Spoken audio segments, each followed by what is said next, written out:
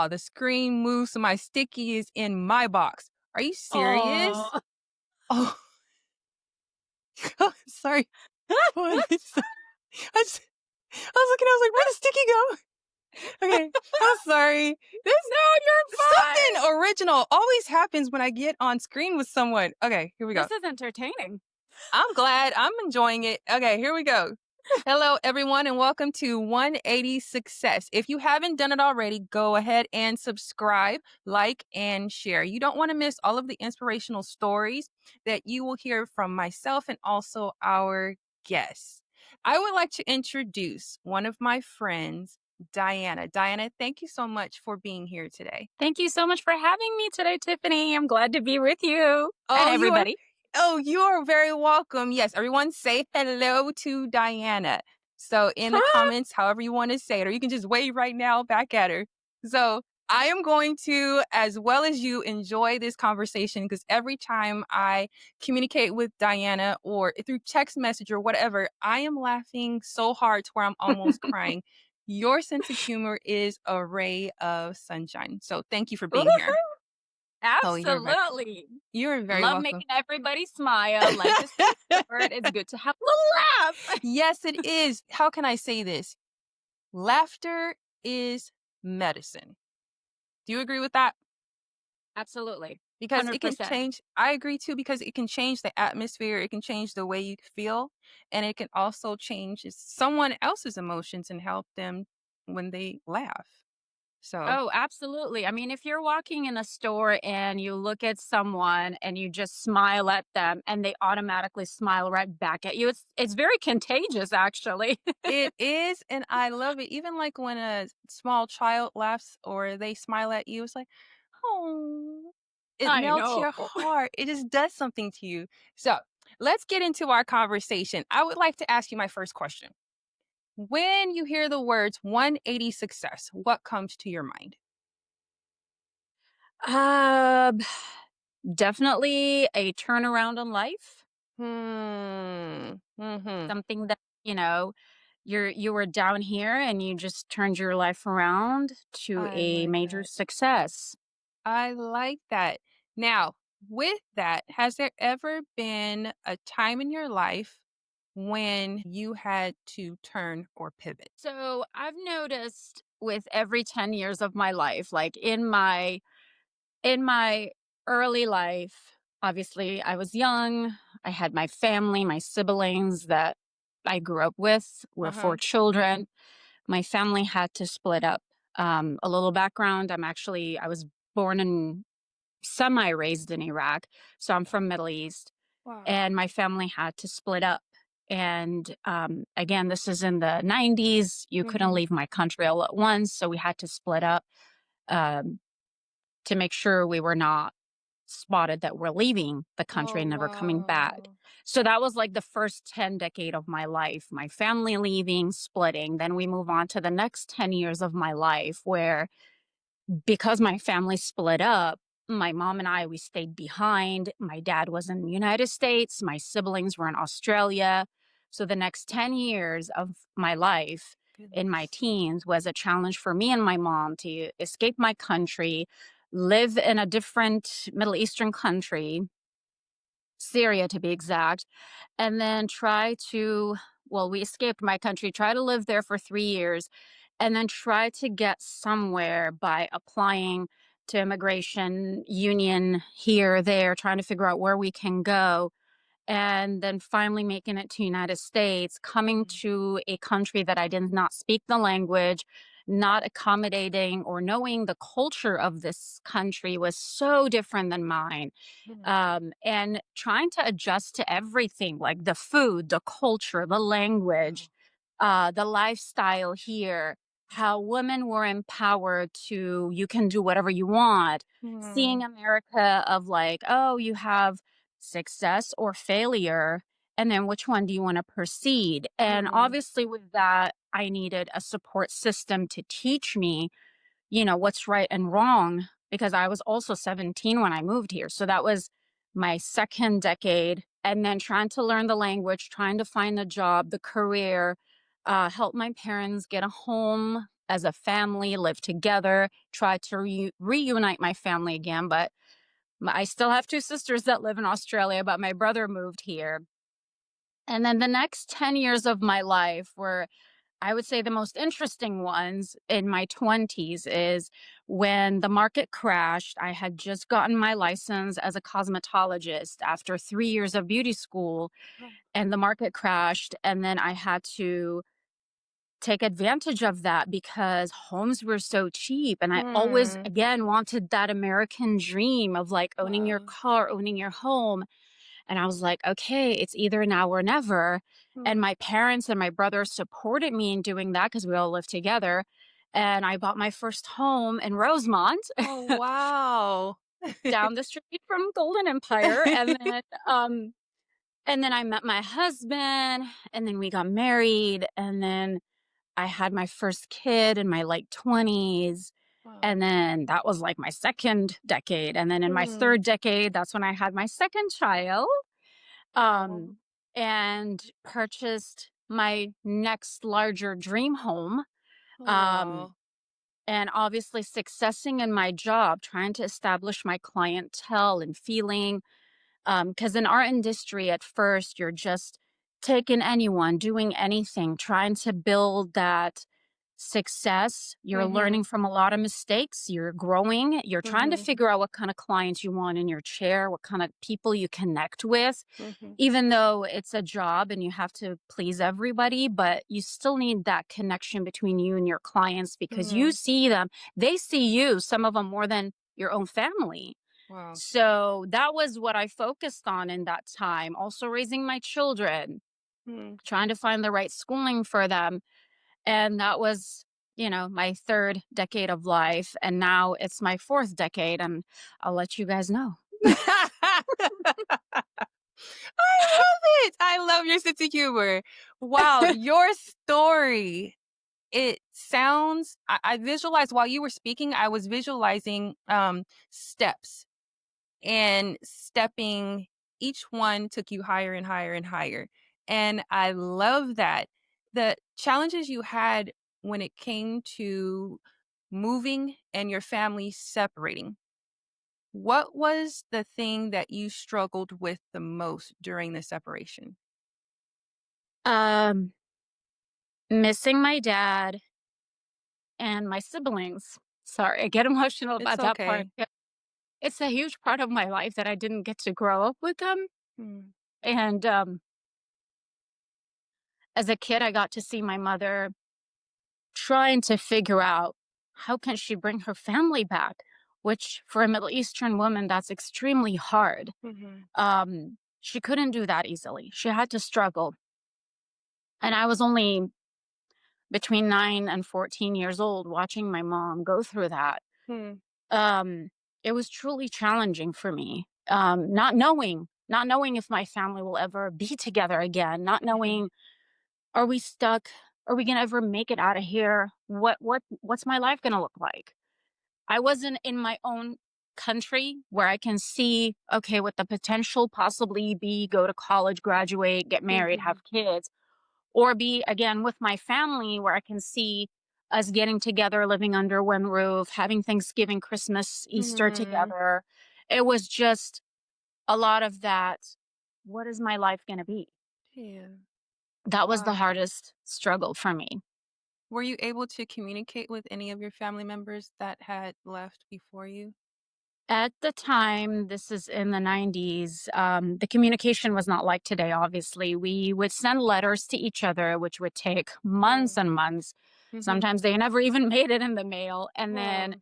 um, it was really expensive to make international phone calls. So sometimes my dad, when he was able, they had like these phone cards that you would purchase from the store, Oh, like I scratch remember. the security Yes. number. Yes. To be able to call Oh. overseas, and calling from United States to Iraq, like, back then he would pay like $20, which was a lot of money, Yes. and get maybe like a 15-minute phone call with us, which is not much when you haven't spoken to him in like 3, 4 months. Mm. Um, so that was the little bit of communication we had, but it definitely was not like today. It was Wow. it was not very often, no. Wow. with the challenges that you faced during that time, I know now you're a cosmetologist and you were discussing or you were going over connecting with what whoever sits in your chair. How did you transition into cosmetology? What attracted you to that? Um, I had it since childhood in me. So when I was a kid, so my siblings are 18, 15, and 11 years older than me. My brother is the youngest Oh. of 2 girls. And so my older sisters would always buy me dolls and toys and Oh, just I wow. was like I had like 5 parents basically at home.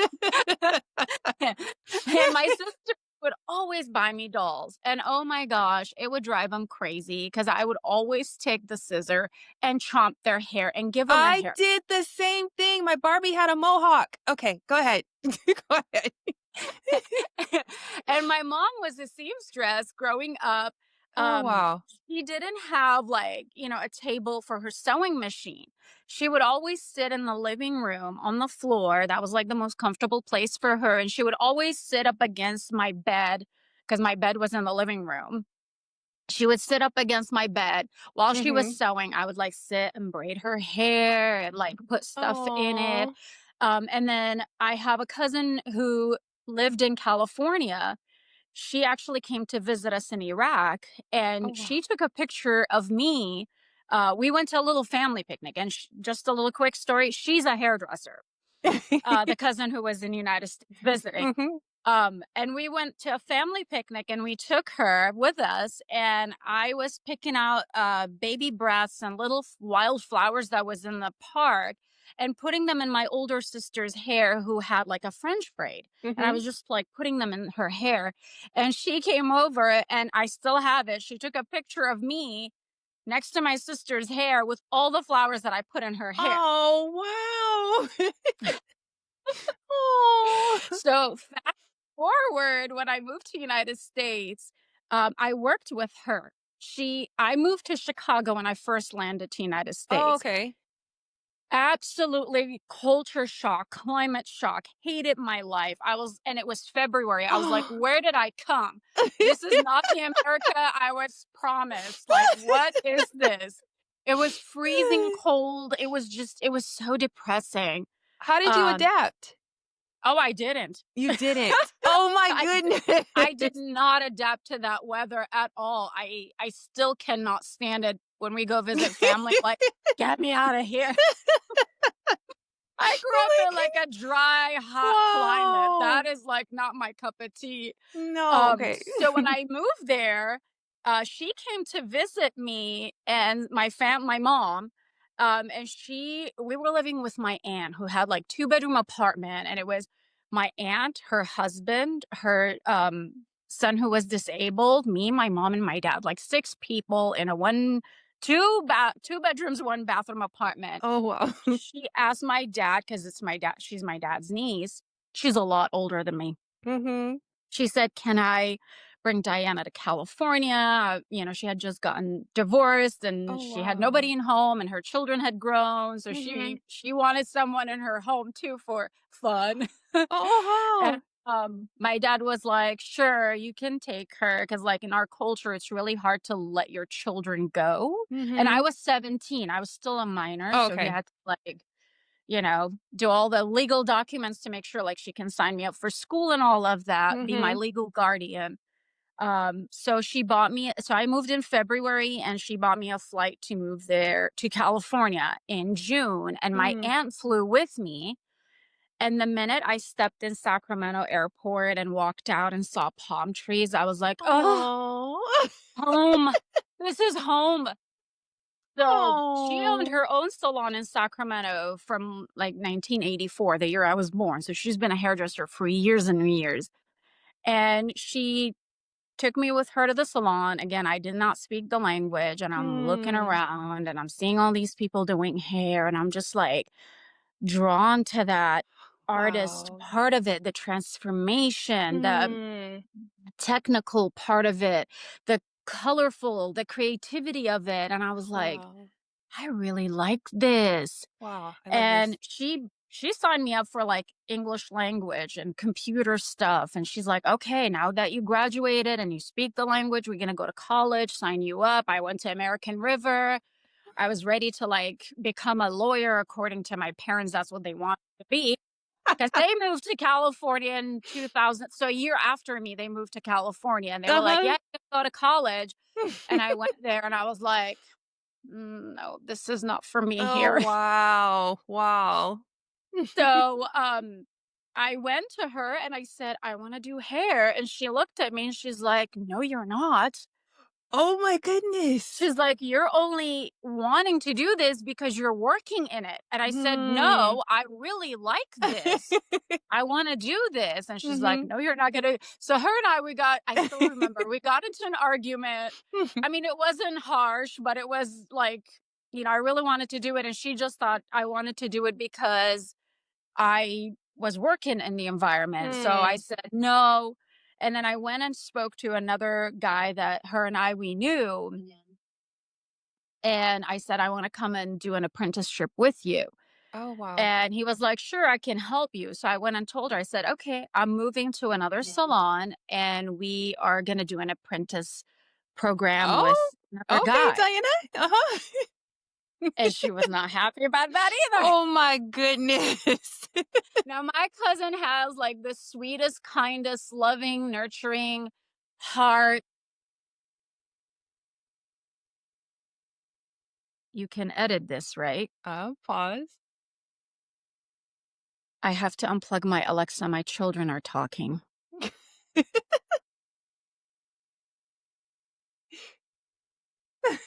I am so sorry.